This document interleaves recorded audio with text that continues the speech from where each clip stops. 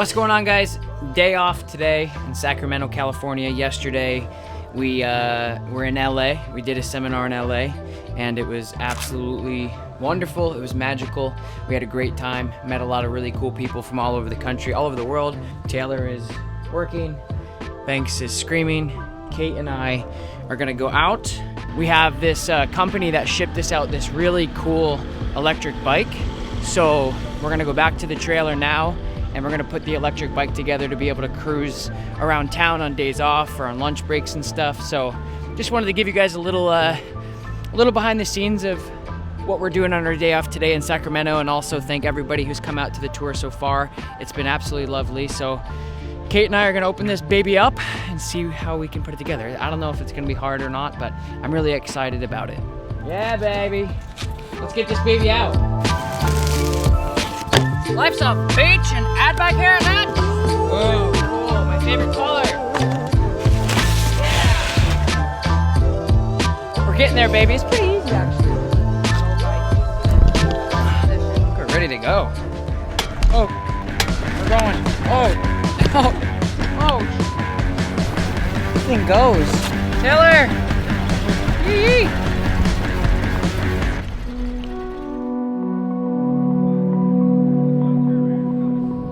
Him and his sister Freya dragged me into the street and I skid the entire left half of my body, and it was just so unbelievably painful, both emotionally and physically, to have to deal with that.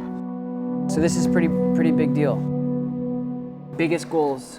Leash pulling and how he does around other dogs. His sister is absolutely perfect. She's like a golden retriever. He was fine until we went into daycare. He got into a couple of fights there. He hasn't been allowed back since, but he's been going to the groomers since he was 10 weeks old. The groomers are still perfectly fine with him. Has no people aggression, has no dog aggression when he's around. Dogs is just on the leash. I don't know what it is. He just sees it, freezes, and then goes, "Mom," and just darts. Well, I think that's like I think he does that about everything. You know, he's just an intense dog. It's just a bummer. I don't know. Daycare has just changed him. Well, daycare, I mean, a couple things I would say is his maturity is probably what you're seeing more than anything else. So right when they hit like...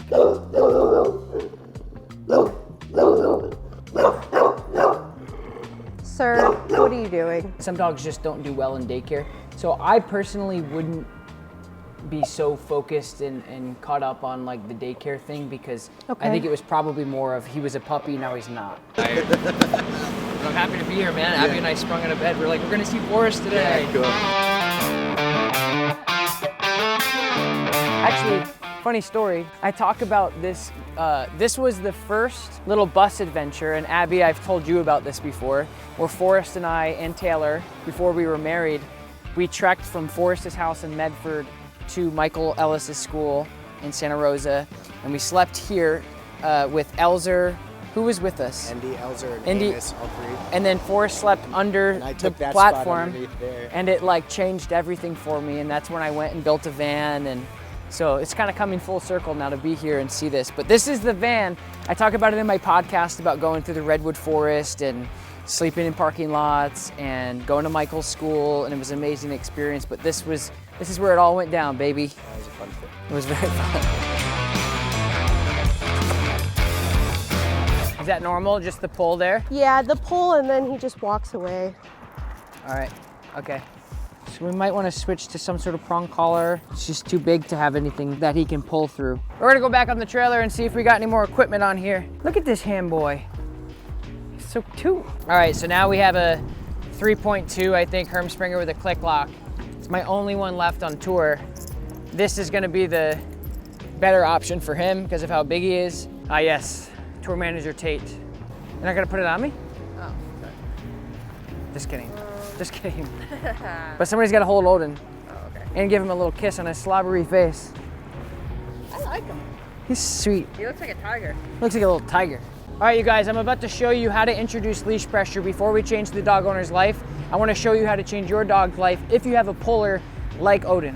What I'm going to do is I'm going to add a verbal when the dog tries to pass my front, and I'm just going to apply pressure with the prong collar. Yes, buddy. Heel. Good. Good boy. Heel. No. Heel.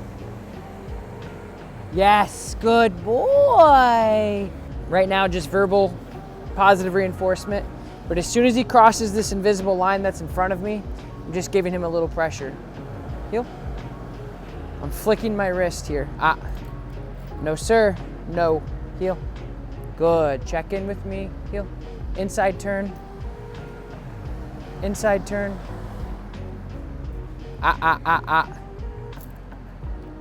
Good.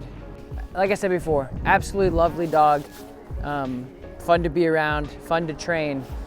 The big difference and the thing that a lot of people, even at home, don't have is accountability. Why should your dog not pull? What are you doing to teach your dog pulling isn't good? And even if you tell your dog pulling isn't good, what are you doing to enforce it? Which means if you say, hey, I don't want you to do this, they're like, what are you gonna do about it? And if that enforceable thing isn't enough to say, yeah, you're right, it simply won't work. Sure, we can get food out, we can get his favorite thing out, a ball. But what that's doing is sucking him back. And that's one way to counter, but it's not gonna help when she actually needs it, when she sees another dog across the street, or chickens, because there actually is chickens across the street. So it's important for you guys to understand it's the difference between life and death, or in some cases, in her case, the ER or not, emergency room. Break. Tofu burrito sneeze?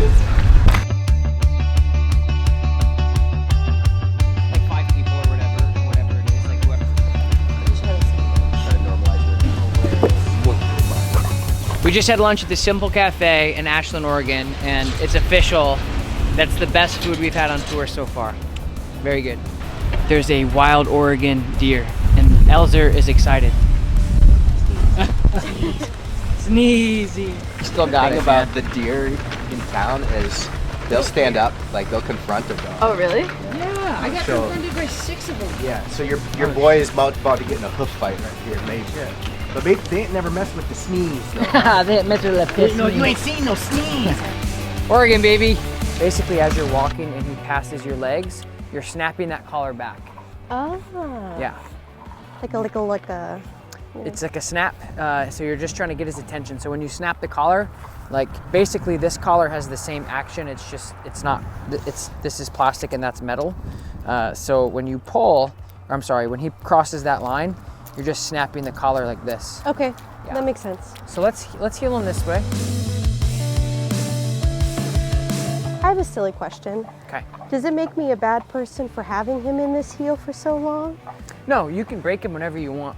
So if you want to break him, you can. And then he can just get out of his heel. Okay. Yeah, buddy, good. Yeah, and let him sniff around. So that's up to you. So don't think that just because you're enforcing your heel, that it has to be forever. Okay. And heel is just for you to be able to say, hey man, it's time to walk nice. And he should continue to wear both? Yeah, it's fine. Okay. Because the prong, like, when he pulls against It's just directional. Yeah. So it doesn't matter, like, it's not correcting him when he pulls. Yeah. It's only corrections when you pop it. Okay. So here's it. Do you think this deer is going to be a distraction? Odin, heel. Oh, so cute. Stop. Good stuff. Okay. Heel.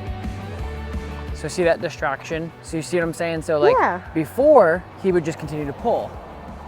Yeah, and, And drag me literally. Right. So now, because of the prong collar, Good boy. it's the same thing you've been trying to do, except now you're holding him accountable.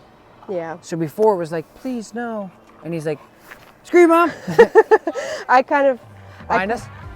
Perfect. So let's just keep walking this way and just use these guys as a distraction. And then just give him a little bit of pressure because he's still, yeah.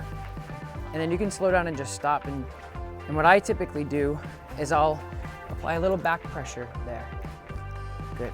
Like if he gets too far ahead, apply a little back pressure so he doesn't pull like that. Okay. So you see the dangers here. So those dogs are pulling their owner down the road. And like, you know, just like these guys, like if you let go of your dog, you may never get him back. They may get hit by a car. So it's just important for people to like get over what they believe is right or wrong and do what's right for your dog and control your dog. Nice work. Nice work. Nice work, Stina. That was nice. Good job. Sorry, I'm just... No, that's great. It felt exhilarating.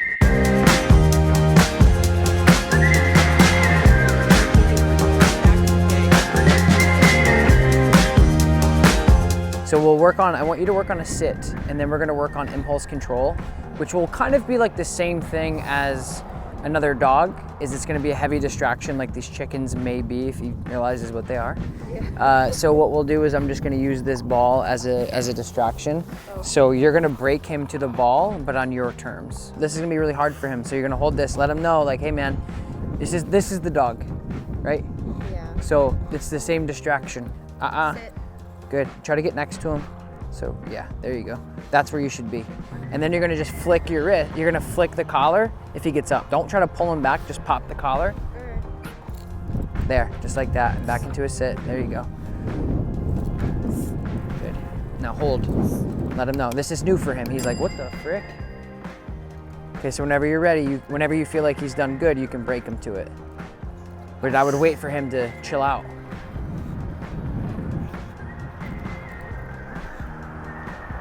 Waiting for him to look at me. Say his name. Odin. Thought about it. Say his name again, just kind of like work on it. Odin, watch me. Yes, good, Okay. good. This has changed everything. I'm really grateful that I was able to just kind of literally and physically turn the leash over to Tom and just say, hey, I need help, please help me. I kept thinking of the flashback of them dragging me and how painful that was, both physically and mentally. I never want to say I'm afraid of my own dog, but I'm afraid of his power because he's 72 pounds of pure muscle. To be able to have some sense of control and understanding that everything is going to be okay at the end of the day is really, it's a lot. Sorry, it's a lot.